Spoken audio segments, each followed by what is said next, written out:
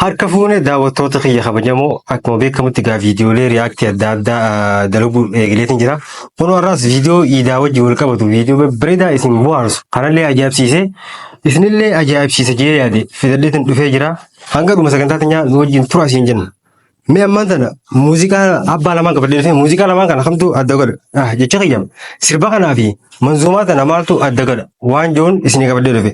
An akka kiyyatti lachuutu nama wal fakkaate jechuudha. Lachuutu akkana nama gooti yoo ilaalle jechuudha. Nama sirbisiisti nama urgufchiisti lachuutu. Lamaanuu nama urgufchiisti mee isin agarsiisaa isinis laalaati manzuumaa tanaas laalaa sirba kanaas laalaa. Sirba irraan jiru isin eegala mee wajjin laalaa.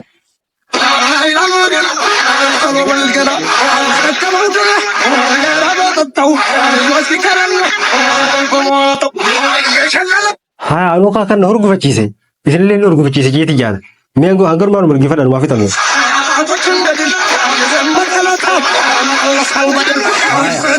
Haya, sirbaa kana fakkaata. Itti aansee manzuumaa tanaa isinii fida, manzuumaa tana dhaggeeffadhaa mee wajjin.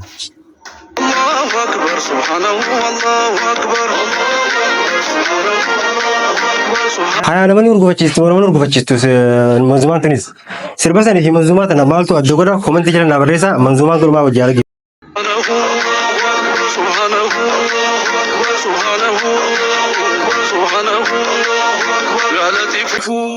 Angaruu waan ajaa'ibaa ta'e maqaa rabbiitii fi maqaa rasuulaa dhawaa daansii taphachuu ni danda'amti waan jirutu gaafii natti jechuudha.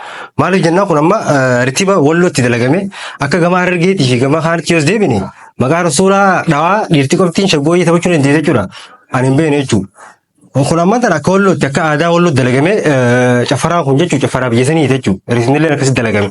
Gama kaan gisee dhufne gaa hin beekne gaa gaafii natti ta'e akka tayyatti meebii sirbuu fi hollisuun mirgaan dhorkaa fi dhorkaa ta'uu osoo hin ta'in abbaan fedhe hollisuu danda'a abbaan fedhes manzuumaas baasuu danda'a. Garuu nama wal fakkaate manzuumaa tanaa fi sirba kanaatu nama wal fakkaate akka tayyatti jechuudha. Kanaaf waan kun haram nama oofa yoo kan laalu ta'e haram nama oofa yaada jiru nama itti nama akeeka mee manzuumaa tanaan dura. يا غفار يا كريم يا كبير يا ودود يا مجيد يا حميد الله أكبر سبحانه والله أكبر. Akkana fakkaatee jechuun manzuumaa. Kanaafuu mee komentii jalatti sirbareen karaa sanii fi manzuumaa tana maaltu adda godhaa kan jiru komentii irratti barreessaa jechuudha. Ammas viidiyoo itti aanuun isinii fida. Viidiyoon itti aanu kunis viidiyoo dirree iidaa keessatti nama mudateensaa. Mucaan kun uffanni inni uffate warri uffata dhalaatti wajjin wal fakkaata garuu immoo maaliin dhiira yoo nama jallaabiyaa uffatee isaa wajjin salaat irra wayyu maaliif jennaan akka jinanitti dhalaadha kasalaatu jiru inni immoo isa kophaa dhiirta keessa jira. Kanaaf silaa eega dhalaa keessa salaateefuu mataas cufateetuma wajjin salaatee isaan fakkaatee jechuudha. Maaliif jennaan ajaa'iba natti taateetiin illee kofalchiste viidiyoon kun mee waliin ilaallu. Daa'imallee ta'uu danda'a, beekummaa isaa bira salaatuu jiraachuu danda'a. Ani beekne godhan ajaa'iba natti taate.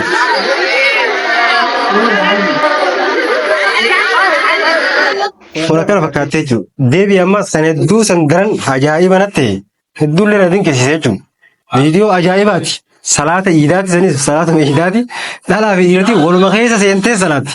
Dhiiroo akka kunis ni jiraayii waan jaabuun tura dhagaame eessatti akka taatee fi biyyattam akka taatee beeku. Lala mee kanas wajjin halaalu wal keessa salaatu jiru ni bal'aan.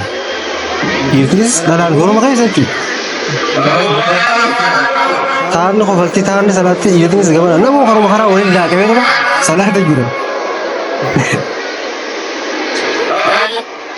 Kunoo viidiyoon akkana fakkaatti kan biraa immoo viidiyoo ajaa'ibaa takka jechuudha. Maal nama ajaa'ibsiisa sun maal ni beektaa?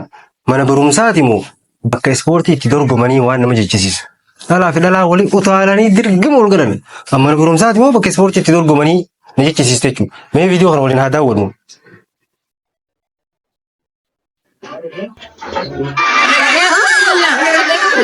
Hangarumaan waliin daawwannu viidiyoo kana. Teessaa hundaa walloo jiru mana.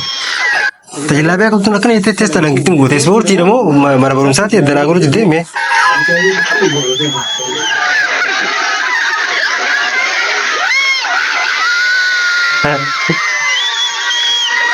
Haala kanaan dubartii mana barumsaa keessa wal fixu jirti jechuudha. Barsiisonni eessa jiran? Jila akkatti isaan wal fixan. Barattoonni immoo dhaabbatanii viidiyoo waraabuu jiranii akka wal dorgommii tokkotti barsiisonni eessa jiran? Barattoota qofa waliin gannaqanii biraa isa akka isa qotan gaafii natti ta'e isinis bashannansiisa isinis nu barsiisa garuu immoo yeroo barattoonni kan mana barumsaa keessa ooltu barsiisonni eessa jiranii waan jaamutu namatti dhaga'amaa jechuudha. Kanaaf mee viidiyoo dhumaatiin isin dhageessisaa viidiyoo dhumaatiin isin garsiisaa viidiyoon dhumaa kun maali? Namni tokko gisee yaadni isaa galma ga'eef hogguu waan inni duraan hawwu ture yeroo dheeraaf waan inni eegu ture hogguu galma ga'eef gammachuu keessa akka ta'u wallaalaa jechuudha namni kun. Mee viidiyoo warra yeroo dheeraaf hajjii dheebuu hajjii osoo qabanii hajjii godhuuf hajjii gisee dhagan gammachuu isaanii ibsachuu keessa akkaataa isaan itti dhagaa kana darban mee ilaala guyyaa laala.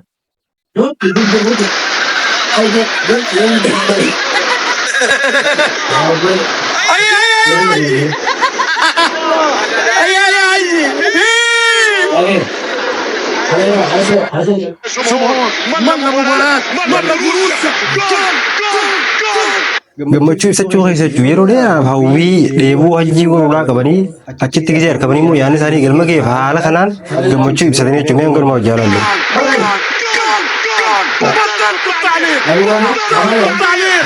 Kana fakkaata. Sanirraa immoo kan ajaa'iba natti hedduu dirree salaataa addeete immoo dirree dibata addeete. Haa uummanni salaata jiru isin achii teessee chaappistiik akka hidhiira diddibattee jechuudha. Dirree salaataa addeete immoo dirree iidaa addeete addanaan baane. Wallee osoo karaa kana deemtu bishaan itti naqameeti meekaappiin si irraa qameensaa uummanni dirree iidaatti salaata jiru isin achii chaappistiik hidhii kana dibatte. Yoo salaanni siif hin hayyamamnellee dhufsees yoo firaatee sana wayyu daawwitii gabbaafatteeti meekaappii si gabbaafattee hidhii sitti jechuudha chaappistiik kana dibachuu jirti. Hedduu ajaa'iba natti viidiyoon kun mee viidiyoo kana waliin haala longadhuma. Halkan salaata jirti isin fuulaa fi kana dibachuu jirti jechuudha mee ilaala.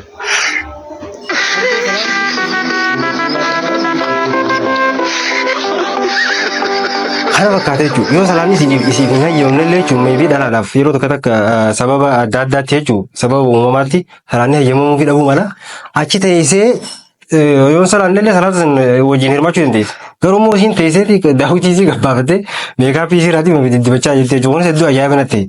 Daawwattoota keenya kabajamoo viidiyoon har'aaf qabadde kana fakkaata sagantaa sana gaggeessaa kan isin waliin ture Alii Musaati torban sagantaa biraa fi viidiyoolee ajaa'ibaa qabadde hangaan isin deebi'utti. Nagaan naaf turaa isin jecha waan dhaggeeffataniif guddaa galatoomaa laala keenyaaf yoo kan haariyaa taatan taate sabiskiraayib laayik godhaa galatoomaa torban gaarii isin haa ta'u.